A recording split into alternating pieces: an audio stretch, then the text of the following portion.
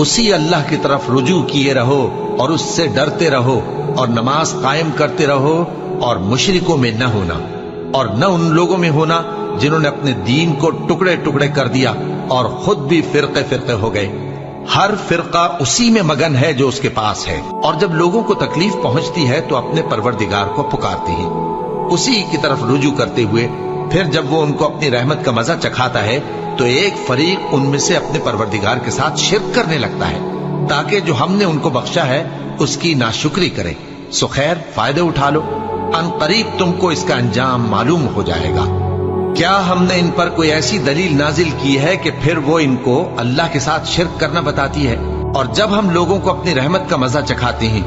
تو وہ اس سے خوش ہو جاتی ہیں، اور اگر ان کے اعمال کے سبب جو ان کے ہاتھوں نے آگے بھیجے ہیں انہیں کوئی تکلیف پہنچے تو نا امید ہو کر رہ جاتے ہیں۔ کیا انہوں نے نہیں دیکھا کہ اللہ ہی جس کے لیے چاہتا ہے رزق فراخ کرتا ہے اور جس کے لیے چاہتا ہے تنگ کرتا ہے؟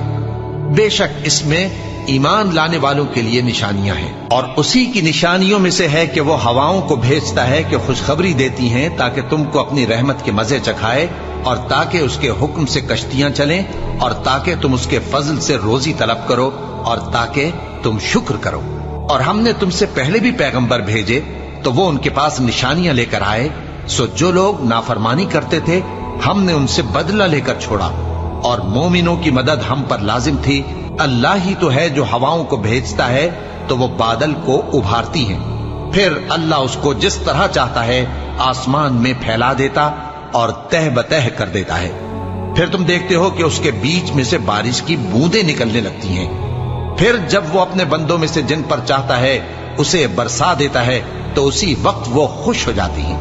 جبکہ وہ اس کے برسنے سے پہلے یقیناً نا امید ہو رہے تھے۔ تو اے دیکھنے والے، اللہ کی رحمت کی نشانیوں کی طرف دیکھ کہ وہ کس طرح زمین کو اس کے مرنے کے بعد زندہ کرتا ہے، بے شک وہ مردوں کو زندہ کرنے والا ہے